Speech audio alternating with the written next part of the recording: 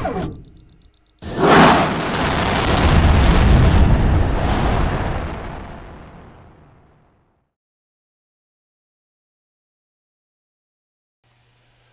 to today's Kidmin Training to Go on teams and how to build teams and be part of a team. Today we have a panel party where we're going to have various members of our panel who are going to talk about what it means to be a part of the Kidmin team, whether it's a kids pastor or whether it is a lead pastor or even a youth pastor. There's a lot of different various people that you as a kid ministry leader and worker, a lot of people you're going to work with and alongside. And we have different leaders who are going to talk about what their expectations are and how they want to work together with you. We are part of the body of Christ. Every part is important. Whether you're the hand or the foot or the head or whether you're the ears or the eyes, all of us, we need one another. We need each part. And we need to work together. It would be terrible if we all just did our own job and never consulted with one another or talked to one another. So being part of a team is super important. And so let's get to the panel right now.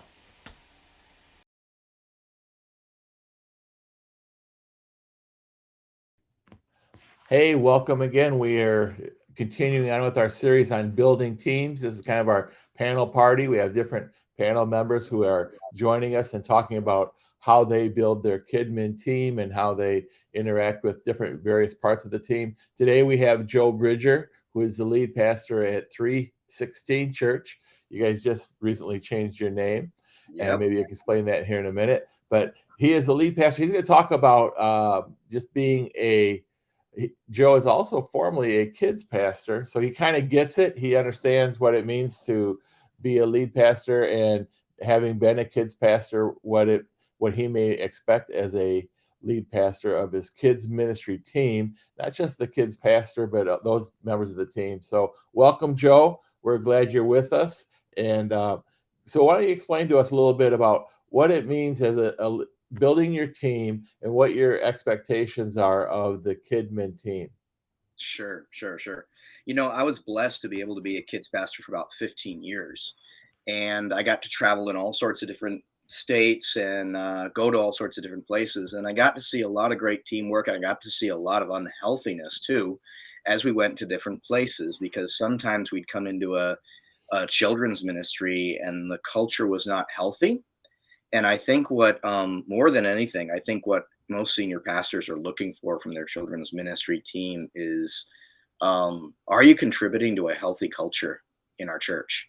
Are you taking steps to help that part of the culture? Because what I found is that that department of children's ministry can kind of become isolated, and it can kind of become its own silo.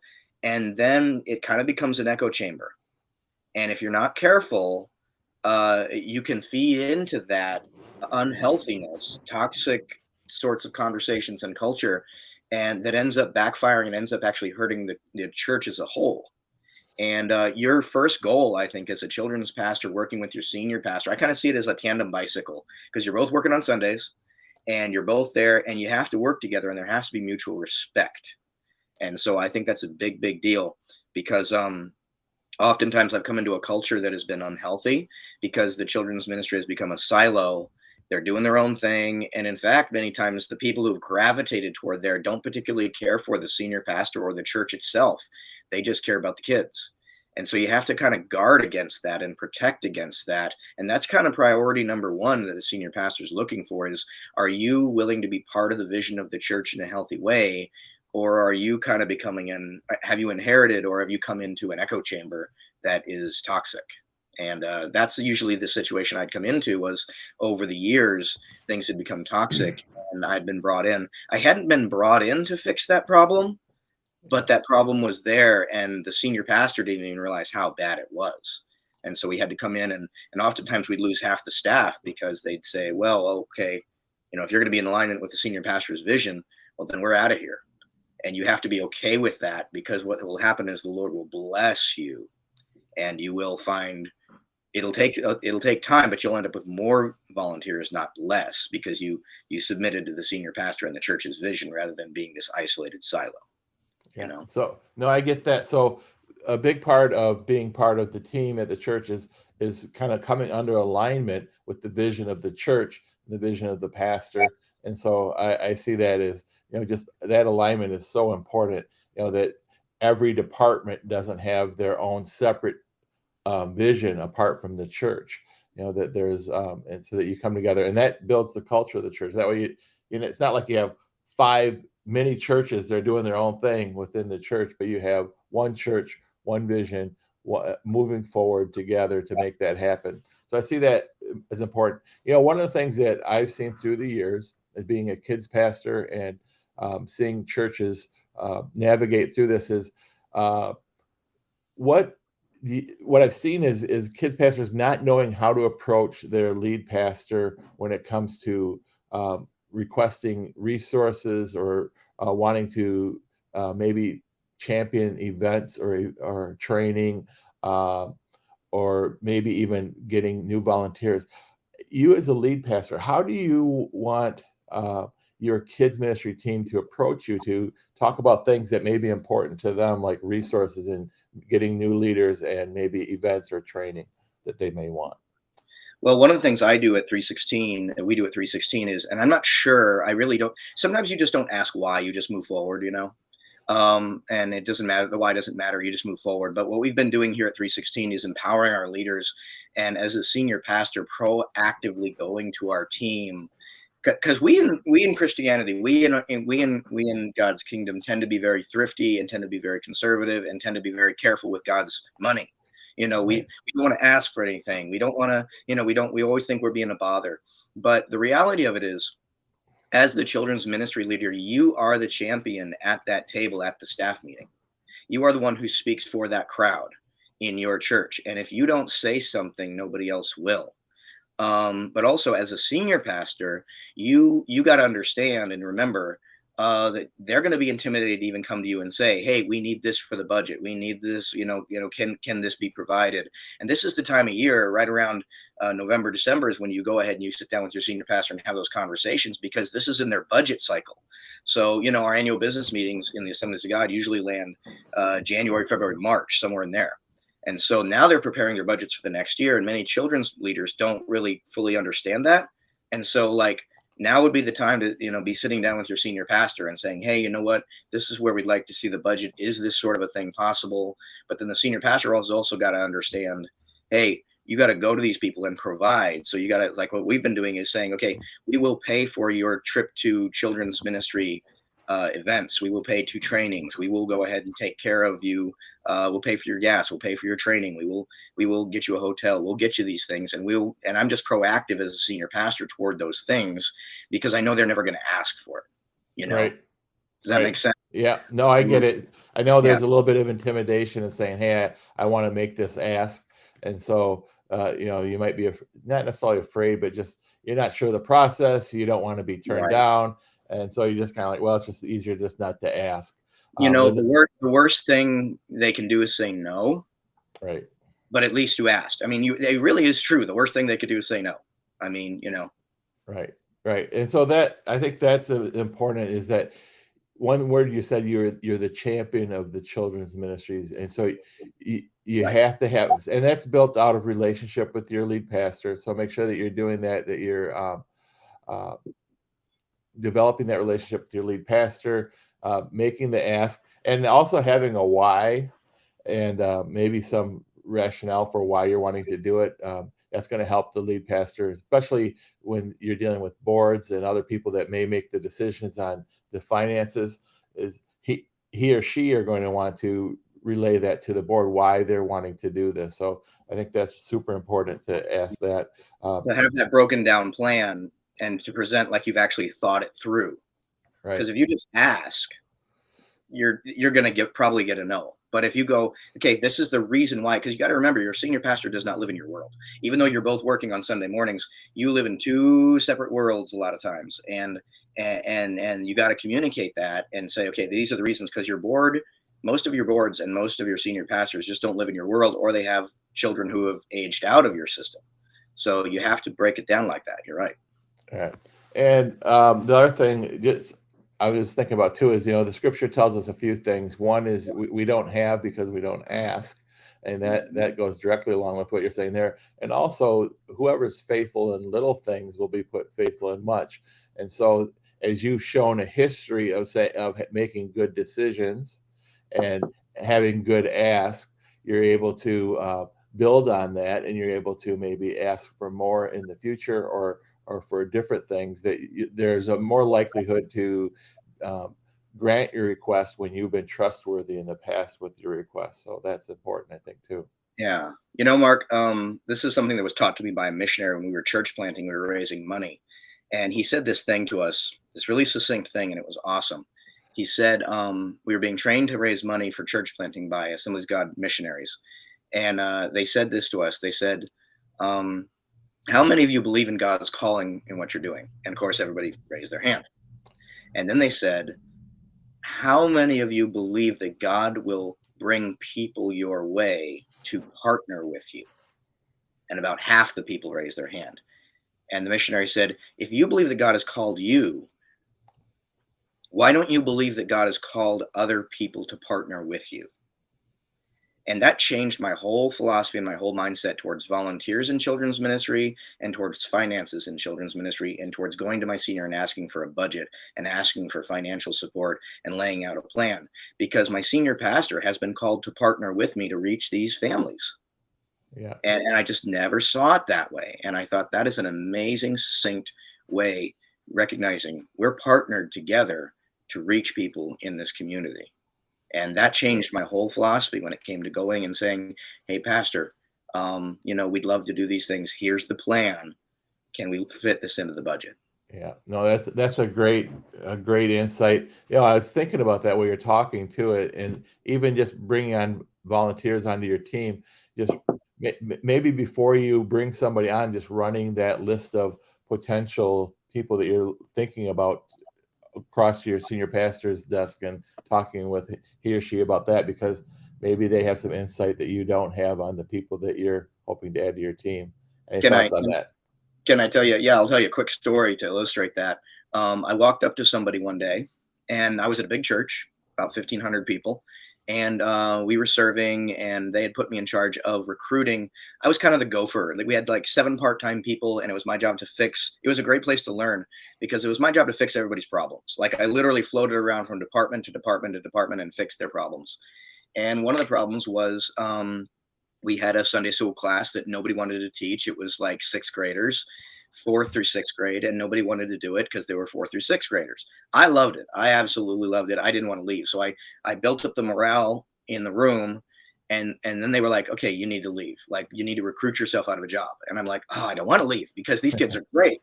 You know, they're absolutely amazing. But I did. I recruited, but I started recruiting, and I went to this one family. And I said, hey, would you be willing to be a part of this and everything else like this? And they kind of looked at me a little sideways and just said, well, and they were really nice about it. But they were like, well, we'll pray about it. They gave you the we'll pray about it thing. So then I just just kind of half-heartedly, whatever, just in passing, mentioned it to my supervisor, who was the children's pastor over everything. And he froze and he stared at me. And he goes, Joe, before you do that, could you just run it by me? And I go, okay, yeah. And he didn't tell me why initially. So then later on, me and the senior pastor and that children's ministry leader had a meeting. The husband had been convicted of child molestation. Oh, yeah. And I never noticed the situation, but what would happen was they came to our church, and he would go and sit in the car. He spent 7 years in prison for this. He sat in the car, and she would come get the kids. And because I didn't know the situation, and I didn't know anything, I didn't run it by anybody, Right. it could have created a very awkward situation. And it was Yeah. my mistake, but I didn't even think about that. Yeah. In the multitude of counselors, there is wisdom. And Hmm. so make sure that you are utilizing. God placed your lead pastors and your pastoral staff in your church to minister alongside with you and to guide you. So, Joe, we're thankful for you as a lead pastor, having been a kids pastor for many years. You get it, and so I kind of look at you as one of the guys that I can go to say, hey, how does this look from a lead pastor's position in kids ministry? So, thank you for being me today and being part of the Kidmin Training to Go panel, Christmas panel, kind of, and talking about building teams. So thank you so much. God bless you, and have a Merry Christmas. Merry Christmas, Mark.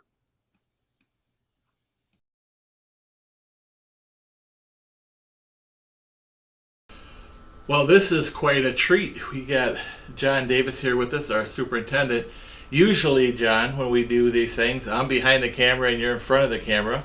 But this time we get both of us in the camera, so that's kind of fun. It's even better this way, Mark. Yes. So today we are talking with our Kidmin leaders throughout our network, both children's pastors and workers and lay volunteers. And we're talking about the importance of teams and working on a team, being part of the team. And we realize that not only are they part of the church team, but they're part of a whole network as a team. And so I'd like you to just take a moment, just let our children's pastors and children's leaders and lay leaders know what it means to be part of that team and how important they are to our network. Well, I have a framework to answer your question, which is the journey we've been on the last 3 years and the exile of the pandemic that kept us from being in our church family relationally for at least a period of time for most of us, and an assessment in my heart as to the value of our knowing each other, being together, and how effective we are. And whereas it's possible for people to serve the Lord and know Him in a degree at home, I do believe God created us for relationship. He created us in the body of Christ. He created us to do the work of the ministry together, and that includes discipleship, it includes evangelism, and it includes being a healthy people, a family, the family of God, working together. So I'm excited about new conclusions in the body of Christ working together. Amen. Amen. So no matter where you're at, if you're working in the nursery, children's church, or midweek programs, we want you to know that you're super important to not only your church, but to the network as the body of Christ, that you serve as a team, and every part of the body is super important. You know, John, one of the things we learned going through the pandemic was the last thing to come back was children's ministry. And we recognized that how important children's ministry is. Matter of fact, I'm afraid that we have a gap year of kids who have not been taught. And you know, we know that kids fall behind in school spiritually. They haven't been fed. You know, a lot of times being at home, maybe they watched it on TV, probably not. They watched it on video. And so we really value you as a team member, because you allow the kids in your community to connect back to the church and back to discipleship and back to Jesus. You open a doorway for them. So when you volunteer in your church, you provide your church an opportunity to impact their community for Christ. So you're part of that big team. And as we as the network and Superintendent John Davis, as we work together to put together events, man, now you're so important in those as well. You're cabin leaders, you're program and rec directors at camps, you're helping out at Kids Blast. So a lot of great things that happen because you are serving. So thanks for being part of the team. You're not only part of that team in your church, but you're part of a worldwide team of children's ministries workers. Jesus said that the harvest is ready, it's plentiful, it's ready to be harvested. But what do we need to do? It's time to go into all the world and reach and teach and disciple and raise them up to follow Christ till He comes again. Yes, and we need to do that. We need to do that work, and we need to pray and pray for the workers and pray for the harvesters to go out and to do that. So we're praying for you today. Have a great Christmas, and we're thankful for you and your service in our network. God bless you. Thank you.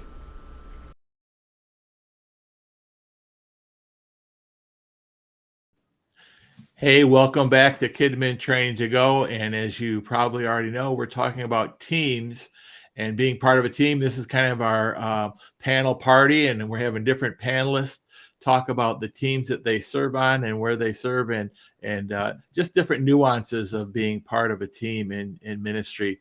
So we have with us Kim Justilla. Kim is a children's pastor. She's up in Ishpeming, Michigan, and North Iron Church. And the first question I have to ask you, Kim, is this: before we get into all the rest of the stuff. Do you guys have snow up there yet? Oh, yes. Oh, yes. I've had snow for a while. For a while. Well, we don't have any snow down here in Wapaka, so, but I'm sure it's coming. Oh, just in time for Christmas. Yes, hopefully. So we have Kim with us, and Kim is one of the things, the reason why I asked Kim to come on is that at North Iron Church, they have a very strong midweek program. And so, Kim, one of the questions I'd like to ask you is, in working with your team, obviously there's a big team that works, being the children's pastor, you have Royal Rangers and Girls Ministries at the midweek. So would you share for just a minute about how you share and how you develop that team and work with that team and sharing resources and developing the calendar for the year, maybe even events and communications? Absolutely. So communication is a big thing, and having your team work together well is so important. I'm, like you said, the children's ministry pastor or director here at North Iron, but I'm also the MPACT coordinator. So I coordinate everything on the MPACT side of things, and I work pretty much alongside with our Royal Ranger leaders as well. And I think that relationship is really important and really a big key factor in making sure that your programs grow and run effectively, as well as working with our adult programs that we call them branches, groups, or small groups. But we have 2 of those that meet here on our campus as well on Wednesday nights. So even coordinating with all of them and all the moving pieces is really a vital thing. We used to have a lot more space. We used to have a building across the street that the MPAC girls would reside in. And just about 2 months ago, we found out we were losing that space. So we have been in the process of moving everything to our main building. And so this communication and sharing resources and calendar stuff has even been more important and brought more to the center of our attention, since we're really sharing spaces. But I do think that relationship that you have with all of your leaders is really vital, because we all work together so well. We, of course, use our PCO calendar has places where you can reserve rooms and email your leaders and team people. So we use those for big communication on a daily basis throughout the week, from Sundays through Saturdays. We are in our PCO calendar and on Planning Center. So the PCO calendar would be your Planning Center online, is that correct? Yes. So we pretty much use Planning Center for everything, for scheduling, for room reservations, for sending out emails to your leaders or to your girls. We use the groups section so you can communicate with parents and put events for your parents and kids and take attendance and all of that stuff on there.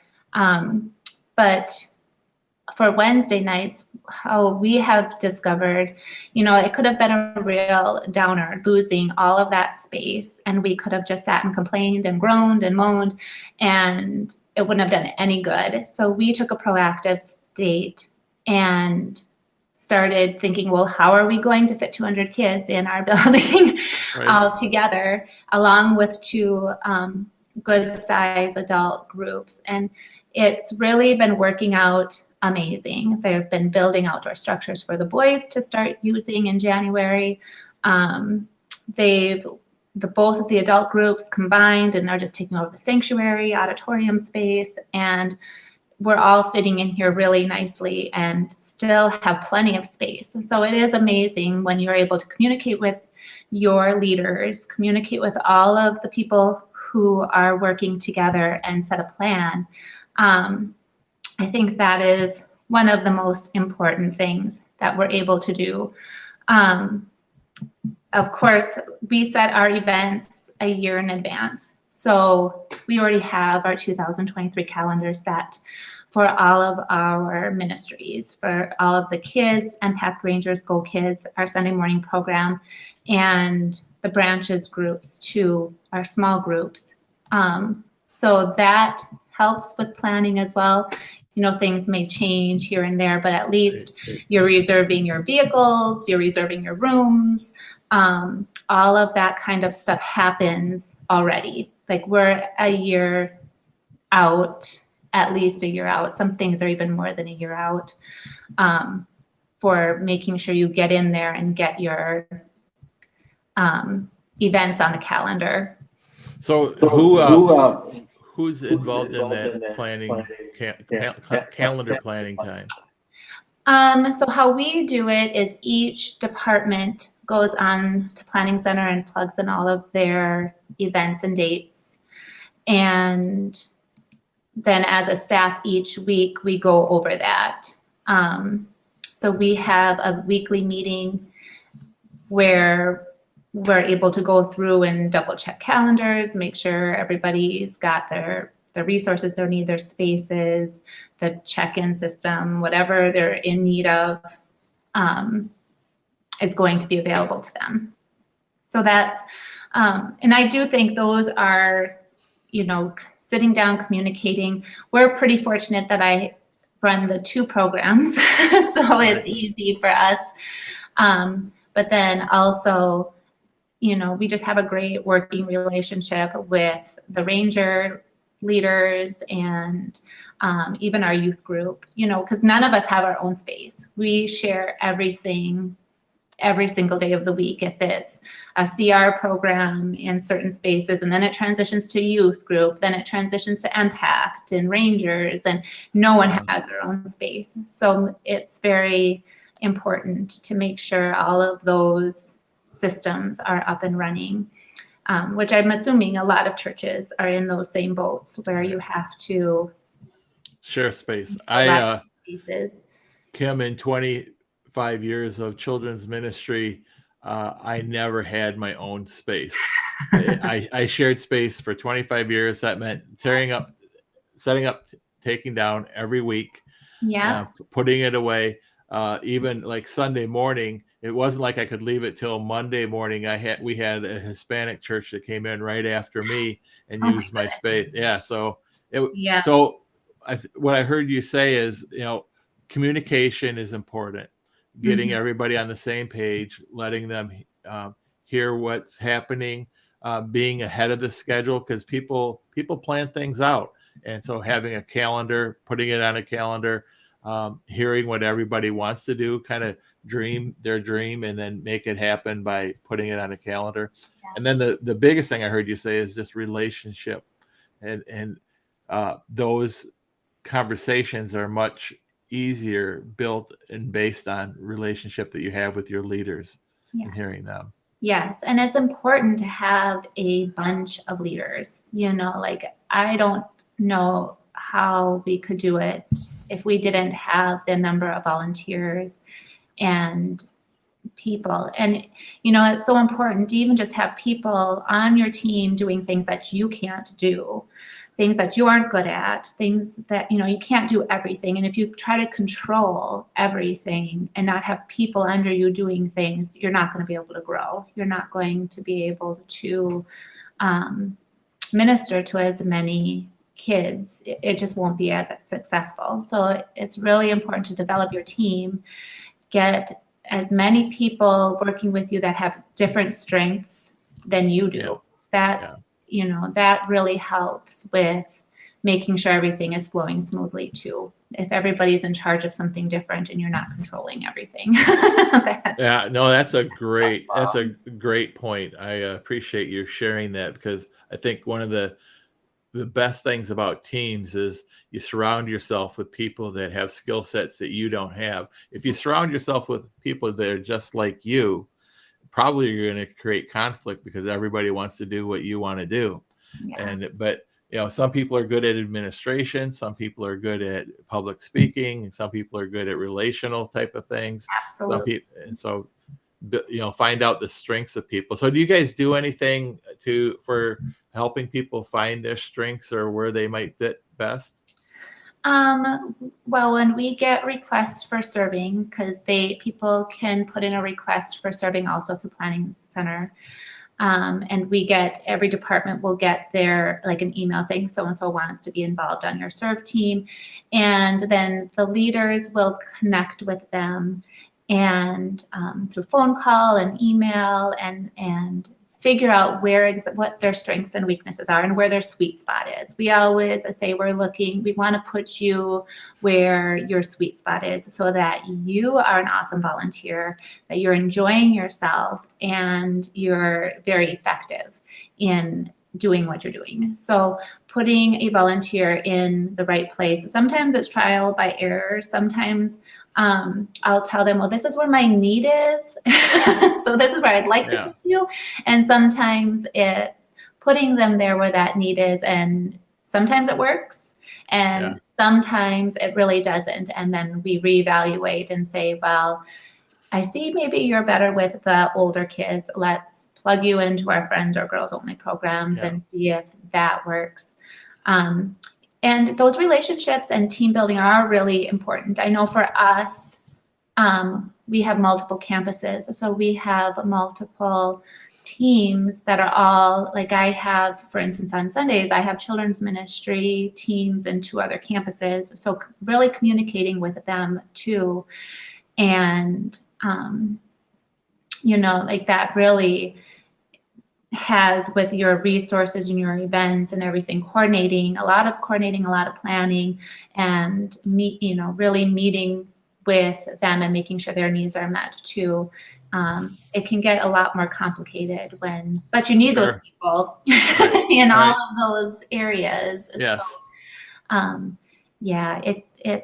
it really is important to be organized, and I don't know how we would do it without Planning Center, but there's probably a lot of other really good programs out there. That's just what we've used ever since I've been here. So that's great. So those of you that haven't tried Planning Center before, you can actually try it, and you can try some. And there's different modules for it. There's a finance module. There's a worship schedule module, and there's a people module. There's different things that you can do at event module where you can sign people up for events. So look at it if you haven't seen that before. But Kim, hey, I want to thank you. Talking about teams, we have other people that are talking about different dynamics of working with the team. And this is an important part, is working with that midweek team. And with your situation, you have people at different campuses and different parts of teams, different areas, and communication is so important. And I hope you heard that. Now, I know that, Kim, do you have an idea how many volunteers you may have? At our Ishpeming campus, we have 30 involved in Impact, and we have 20 to 30 in Rangers also every week. So that's a lot of leaders, and so we're grateful for your impact and your contribution to talking about working with teams. And it can be done, and it takes work. It takes time, and sometimes some tools can help, and that's where the Planning Center is something that just is a great communication tool that everybody's on the same page. So Kim, thanks again for joining us, and God bless you as you continue to serve at North Iron Church in Ishpeming.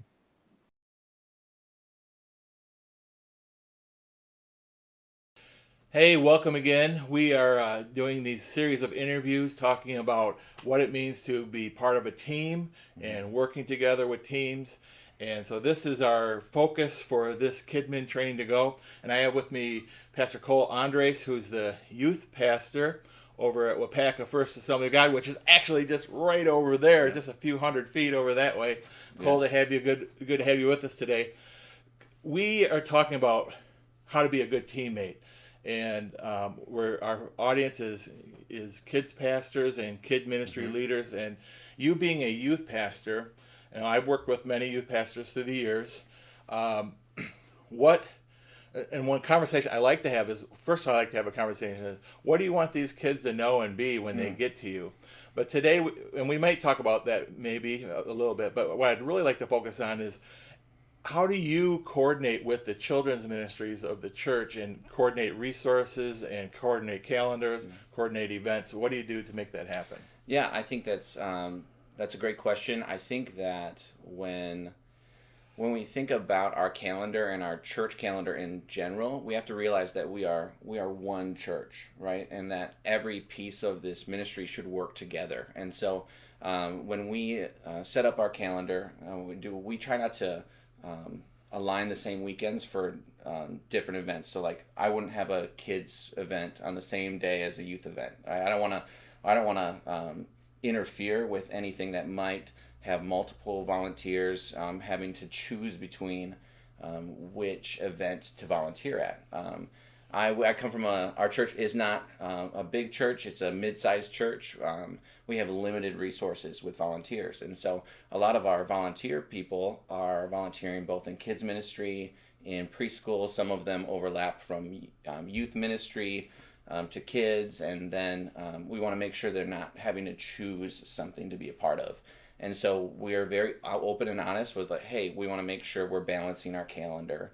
I think that's an important resource that we forget about sometimes.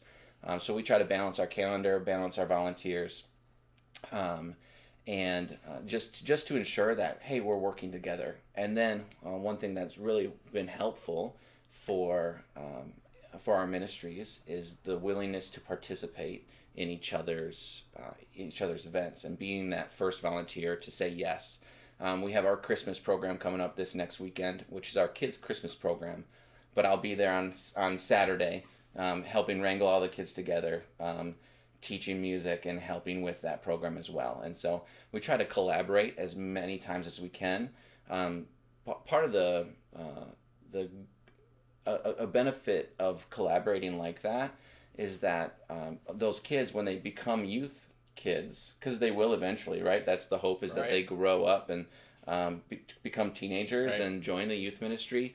They all know who I am already. And so I just had a conversation with a fifth grade girl who's going to be coming into to middle school next year, and just, hey, are you excited for youth ministry? This is coming up, and it's a cool thing because we can have moments where they see me in leadership and then are willing to join in with youth ministry in the future. Yeah. So, that's one thing that I've seen you do, Cole, is like, for example, VBS, you're very involved in VBS. Yeah. The primary audience of VBS is the children of the community, but you're very involved in that process and helping make that happen and coordinating with their children's pastor. And the kids of the community that are in elementary school get to see you involved in, and the transition is not as stark to going from the children's ministry to the youth ministry. So I think that's a huge thing, is that I think it's important for kids leaders and pastors to have a really good relationship with the youth pastor. And not every church has the luxury of having a youth pastor and a children's pastor. Sometimes you're both. And sometimes they're both. And sometimes they are I shouldn't say just, but sometimes they're solely the youth pastor, and the children's ministry is lay people. And so it's really important, and I'm kind of speaking in reverse here, is that it's important for the youth pastor to have conversations outside of staff meetings to find out what the calendar is for the children's ministry, so that you're coordinating, so that when you go into that staff meeting with the lead pastor or whatever, that you kind of are representing both. Whenever there's volunteers involved, we want to make sure that we are having pre-meetings before the meetings to make sure that everybody's on the same page and that there aren't some sort of expectations that aren't met within that calendar meeting. I know through ministry there's been many times where, like, I forgot to call this person, I forgot to tell this person, we didn't include that in the calendar. Just being proactive and communication solves a lot of those issues. And so so I think that's the key thing. And I think all of us as children's ministries leaders need to get to know our youth pastor, our youth department. We are, as Cole alluded to in the very beginning, is that we're on the same team. There's one church, one team. We have one vision and one goal. My goal as a kids pastor was oftentimes to prepare kids for senior ministry. Just I want to see them lifelong disciples of Jesus. Right. And so that meant, and it's in regard. I think one of the hardest things for a kids pastor for me to do was to hand off that baton to the youth pastor. Right. It's hard to do that, and I think it should be, because you've grown to love these kids, Right. and you've grown to have relationship with them. I would say this: you still can have relationship with them, you Right. still can love them, and I don't think it should be strange that sometimes the kids detach themselves organically, but sometimes it's hard transition. But the best, if you can have a good relationship with your youth department, you're going to have a better opportunity to transition these kids so that they don't fall through the cracks in between children's ministry and youth ministry, from youth ministry to adult ministry. We want to see that transition be smooth. And so the truth of the matter is that if they see us working together, that they won't see that as being a siloed approach where, well, we're done with that, now we're done with church.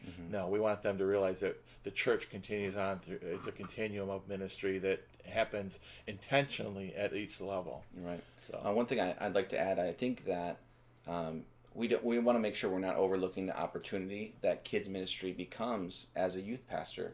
An opportunity that I have as a youth pastor now that kids ministry is there is I can use it as a discipleship tool for my students. Yeah. So partnering with the kids pastor to bring teenagers in to assist in kids ministry, grow them, can become a really great devotional or a discipleship tool. And so I'm super thankful for that relationship, and I would encourage you to do the same. Yeah. Use that. And that's a key point. And I think that one of the things just to keep in mind while you work with the youth department, oftentimes youth want to help in the kids ministry. So I would really have a lot of intentional conversations with the youth pastor saying, hey, this young man, this young lady would like to help. What's your input on that? Get their input on that. Also be mindful that the events that you plan for children's ministry may conflict with some of the stuff they have going on in the youth group and things like that. So try to figure out how you're going to navigate that, because that can be a tricky thing. And I've seen churches that struggle through that process is that they have a really dynamic children's leader who mother hens all these youth and doesn't want to release them into youth ministry. And so we have to be mindful of both, that they not only have a need to serve, they also have a need to be with their peers and learn in that environment as well. So good, thanks Cole for joining us today. Glad I could. Thank you. And we have many more interviews that we're doing, and so keep watching them. And if you have any questions, feel free to reach out to us at the district office or the Kidmin Training to Go website. Thanks.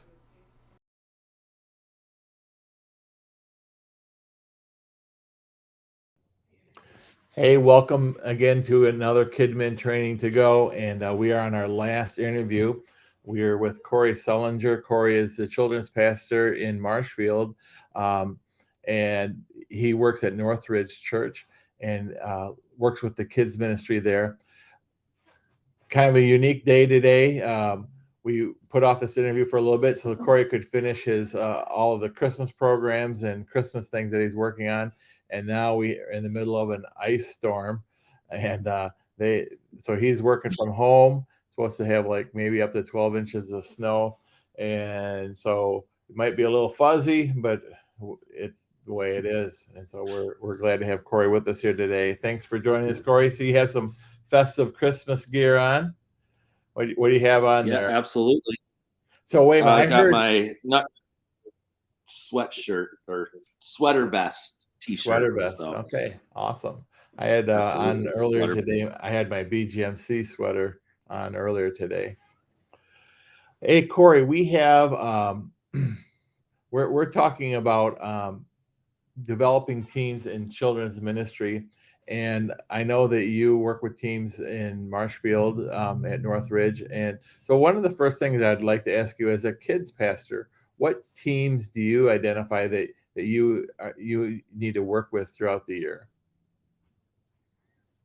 So as a children's pastor, I work with several different teams. We've got multiple midweek programs. So I work with our Wednesday night Youth 5-6 team. Also work on Tuesday night. We have program for preschool through fourth graders called Fuel. So we have a team for that, as well as Sunday morning, the elementary school team, our preschool team, toddler team, nursery team, all these small little teams that are part of children's ministry. But outside of the children's ministry teams, we also work together with our creative team, and it's one of the most important relationships that I have is with our youth team, working side by side with our youth pastor and his team as well. So yeah. So in Okay. working with your youth pastor, what types of things do you coordinate with your youth pastor? Well, so with the youth pastor, we get together at least once a week where we just talk about what's going on in youth ministry, what's going on in children's ministry, and I feel it's really important to have a great relationship with your youth pastor or your youth team, because you're raising up the kids to move into the youth programs eventually. And so knowing where's the youth pastor going, what are things that they're really looking for a new sixth or seventh grader moving into the ministry. And so working together side by side is super important. And so we talk a lot about the lessons that he's teaching, and then the lessons that we're teaching in children's ministry, and just trying to connect those as much as we can as well. Yeah, no, I see that as super important. And, one of the questions I was going to ask you is why it's important to develop good relationships with all the teams you're working with. And you kind of identified one thing for sure, is that you're actually working on the discipleship of boys and girls. And that if you have a good handoff to youth ministry, that you have an effective handoff. So it's good to have a good working relationship with that youth pastor. Is there anything else that you can think of that would be another good reason to work on your relationship with the teams that you work with? As you build your relationships with the teams you work with, I think there's a lot of there's just a lot of respect. There's a lot of understanding.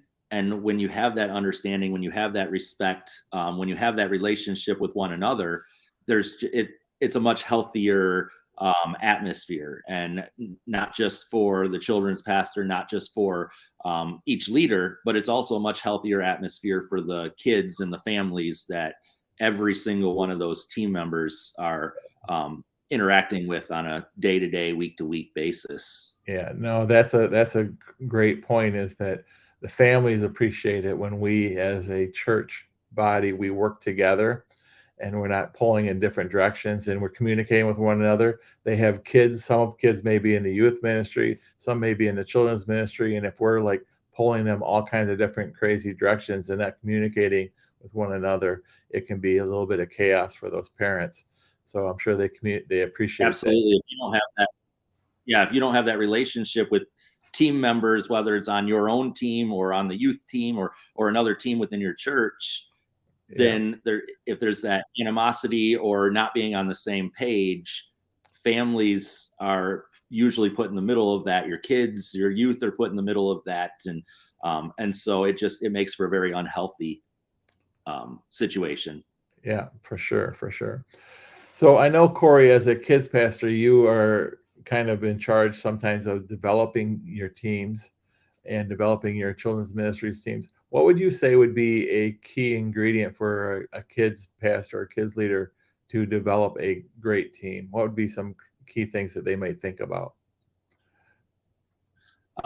Thinking about what do you want the structure of your children's ministry to look like?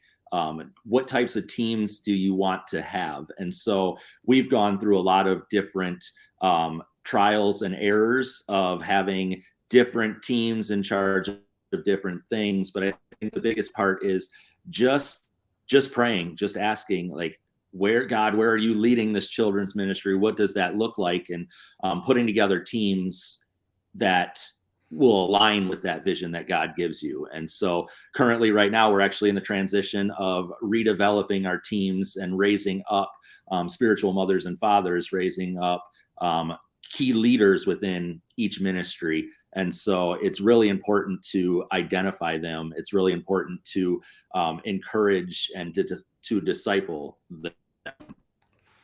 Yeah, no, that's another great point. And when you're developing your team, you develop your team with the end in sight.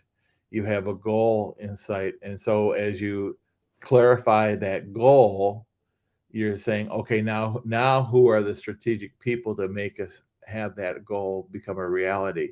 And so deciding and making your team with the end goal in sight is probably a super important key ingredient to making teams. A lot of times people just say, hey, we have a need here, we have a need here, and they never really look and say, what's the end, what are we trying to get to? And that's super important. I appreciate that, Corey. Is there anything else that you would say might be an ingredient about that? Well, to your point there, like finding those people is a key ingredient, but it's sharing the vision, not just like you said, it's not just we need somebody because we're shorthanded in nursery this week, or we're shorthanded in preschool this month, but sharing the vision of where is children's ministry going, and regardless of whether ministry, sharing that with those leaders of this is the direction that God is leading us. And this is whether you have the idea of this is the role that we can see you in, or where do you feel you fit in to that vision of where we're going. And so when you get their buy-in to that, when you get their own feedback to where do I feel that God's leading me to fit in, you're getting stronger leaders, because for one, they're seeking the guidance of Holy Spirit. And for two, you're finding people that are more than just bodies to fill spaces. You're finding people who are invested in what the vision is. No, that's great. That's another great point is, looking at what the end goal and then sharing the vision of where you want to go. And people will buy into a vision. They won't necessarily buy into a position, but if you can share them what the vision is, that's great. Well, Corey, I want to thank you for being the tail end on this series of interviews, and hope that you are able to unpack yourself from all that snow as it comes down there in Marshfield. We're hoping that we don't get that much in Wapaka, but we'll see. Well, again, thank you again, Corey. Right. Thanks again for joining us on this session of Kidmin Training to Go as we talk about developing teams.